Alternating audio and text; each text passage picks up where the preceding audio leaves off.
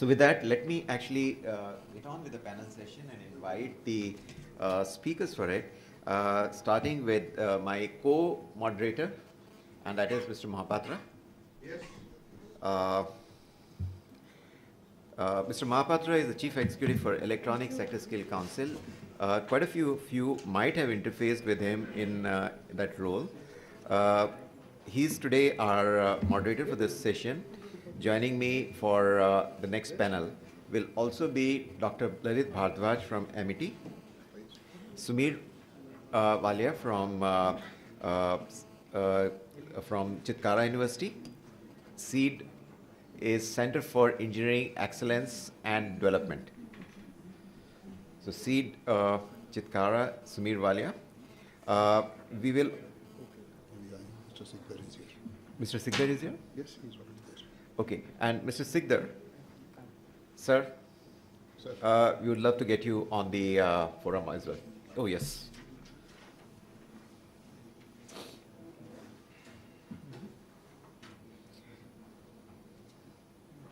So you feature very prominently in this, sir. The objective is very simple. We'll share what our innovation objective is all about. The academia partner will be building on what they are doing, and we'll be asking you for money at the end of it. So, without further ado, let me actually take the session ahead for.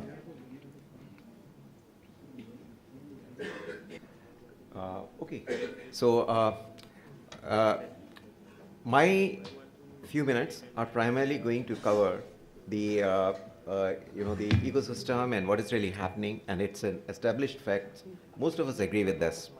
Right now, we are having a number of technologies which are actually racing towards inflection points. I have put some of them on this, but there are so many more.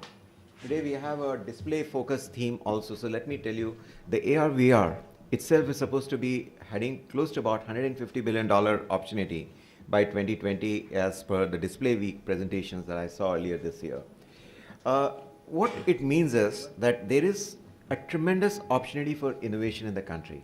And to a great extent, India has that opportunity to strategically play on these deep technologies, not be confined in a me too follow through mode, but select certain areas, do well, and get on the elevator at the first floor itself, at the ground floor itself, instead of trying to catch up later on. One thing is very clear, that we don't have an option of not doing it. We don't have an option. It's no longer a question of to build or not to build. We have to actually do it. If we have to manage the Forex reality, we have to build, we have to innovate. And we are actually building our innovation ecosystem across the country beautifully.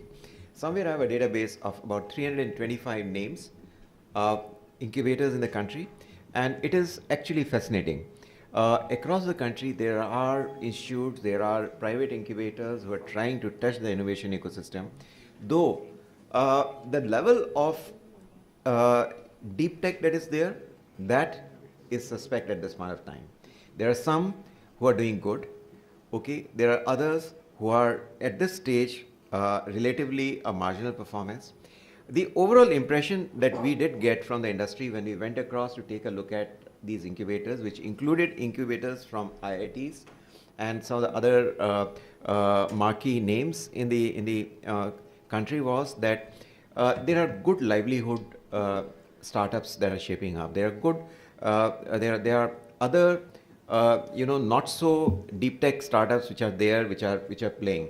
But most incubators are having a challenge of getting good deep tech quality and quantity of startups as they look at.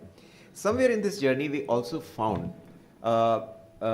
Sikdar, somewhere in this journey, we found something very interesting. We found one incubator where we think things actually work beautifully. So on that campus, there was the sort of energy we have seen in the Three Idiots Aamir Khan movie. Okay, and people were working on projects left, right, and center when we went there, and we really felt that they had something which which was quite brilliant in the way they had executed hands-on teaching pedagogy in that institute.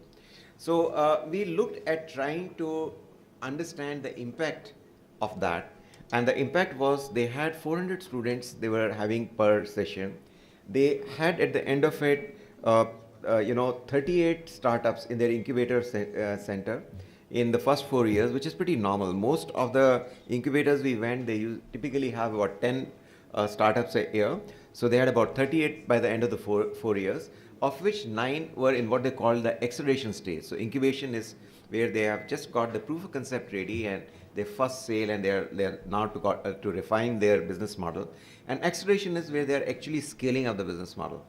And they actually had done something interesting. They had, out of these 9 startups which are in the acceleration stage, 2 had reached a capitalization of over 100 crores.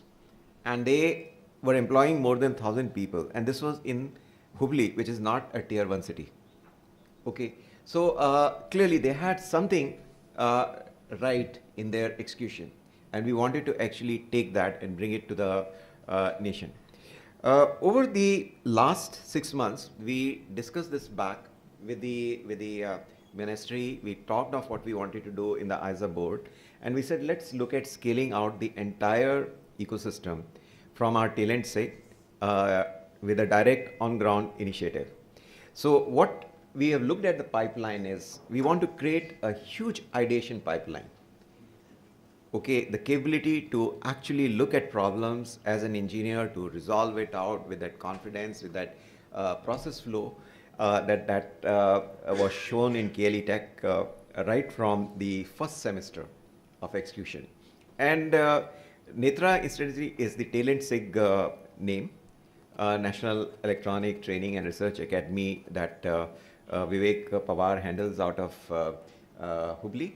But this ideation bubble is designed to touch at its first 5-year culmination 1 lakh of engineering students every year. So it is not designed to be 1,000 or a few hundred or 1,000 student touch point. We are trying to see what can we do to hit real big numbers on the ideation front. So if we get that ideation energy in the system, then the first issue of getting good quantity of startups is going to get addressed. Then we want to work on the incubation ecosystem. So we want to try and create facilities where the incubation ecosystem, people can actually reach the prototype stage very, very rapidly. So they get, first of all, the infrastructure to get their prototypes developed, and they get the interfaces with industry experts to guide them into the execution and getting that prototype made. And the idea is, ultimately, as this gets executed, Center of Excellence for IoT that we visualize would actually have a complete library of sensors, of microprocessor boards, of communication chips, and supporting industry mentors. So that, if somebody wants to design a particular product, he can actually select from there. He will get industry leaders or industry experts to guide them. What is the ideal way to go? Is it a ZigBee connection? Is it a BLE loop he has to take? He will get all those advice to actually leapfrog the learning curve and move ahead with a rapid prototyping. We want to also build interfaces with other specialized innovation points in the country. And we want to expand this incubation capability, not just restricted to IoT. IoT is going to be a focus for the first couple of years. We want to build up capabilities in the ecosystem for artificial intelligence, big data, and analytics. We want to build capabilities for EVs and drones. We would like to see some of those exciting deep tech we talked of. We would like to see those center of excellence proliferate across the landscape. So the thought is, we start with a batch of partners, we start with something, and then we really use this ecosystem to create those COEs, which can all interface back with each other to create something larger. And the 6 institutes we started with, maybe by end of this year, 2018, we want to do 20.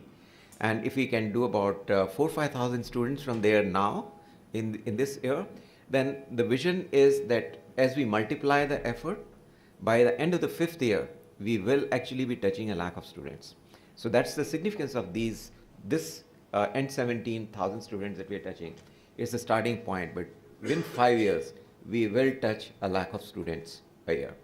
We will give them over this year these years six open labs, of which there is one already operational in Delhi, and we would like to expand its capability and expand the numbers across the country in one per region sort of a cadence. We will look at building acceleration support. So that means building the facilities where these startups can get manufacturing facilities that they can access to get a product out. These sort of problems that are faced are captured in this mail. If you see out here, you may not be able to read it, but what it is it's a letter from a mentee of mine. And he has said, Ashwini sir, I've got an order from this particular real life company who is a big consumer product company, and they make for one particular product, one particular SKU, they make 9 lakh units a year. And they're saying they're open to giving me 1.5 lakh unit opening order at 120 rupees. 1.5 lakh unit order if it is at 120 rupees. So my cost is in 4 figures. How do I reach that? Okay, so we started a process with the industry. We circulated as a need to a lot of people to see what can be brought down. It came down to 275, not where it is, but enough to keep an interest going at the target customer. And the point is, if we do not have an efficient execution mechanism, okay, our students, our innovators have good ideas, but they will fall in the chasm between concept to market. And the product will come still, the same idea could still come from Shenzhen in China if we don't build that capability here. So we have a plan, Sikdar sir, where we will create that network, leveraging what is there in the country. And if need be, the industry, like industries today, taking clear onus of looking at putting some CSR money and start these ideation tinkering labs and the COEs for incubation labs and the CMFs. If you have to do that, we'll look at that also. And we are looking at capabilities to have complete finishing labs, mechanical finishing labs, and almost a literal SMT line per region that can be accessed by the startups for taking production runs. And if there is something specialized, then we have our friends from IIT Kanpur. We'll go to them for flexible electronics. We'll go to SCL Chandigarh for certain type of devices. We can go to IIC Bangalore for it. We want to leverage the labs and the knowledge base that is there to see what can be done. So the whole idea is very simple. We want to touch that complete pipeline of ideas to innovation to incubation to acceleration. And we think it's going to have a transformational effect if we can all synchronize it. So this is the core of it. As I shared, we start with a handful of institutes now. When we started, we said we'll take 5. We are now at 6. But if I take a couple which are working in South, it's a little more. But we'll touch 20 by end of 2018. That's the goal. And with that start to 5 years down the line, touching 1 lakh, once we start, it's no longer 0, and somewhere we'll go. This is an actual process we have gone through. People have been briefed on it. We have shortlisted academic partners. The best of the northern region private sector universities have been taken into it, primarily because we wanted that capability that, with the government university, you may not have that flexibility to have a course out.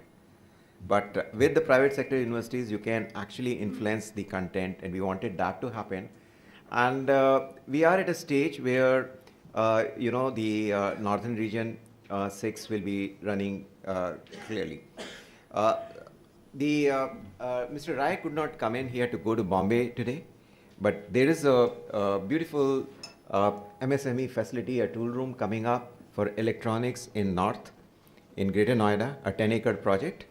And there we are working back with them. AISA is one of the partner associations on that project. And we are trying to see what we can do to get that facility also enabled for the startups. So what mechanisms we can work back with the government to make sure that if a startup has a need like what Pranav had, we can actually make it a practical reality for him to take a run out without having a huge capacity, capex investment, without having a huge overhead of somebody else's investment. And let's see what we can do. So we look forward to working with all of you. We curated this content with electronics startups, and I think we have an interesting journey to go ahead. What I want now is I want the institutes to actually present what their journey has been on it. So I have, since Sumir is here, shall I ask you to come out front? Yeah. So if you have points, I'm okay with that. Do you have a PPT? Yeah. Oh, so then let's take Dr. Bhadwaj, then we'll take you.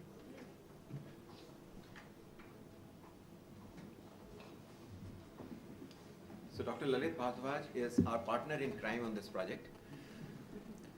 We will do a crime which will make country proud. Yes, sir.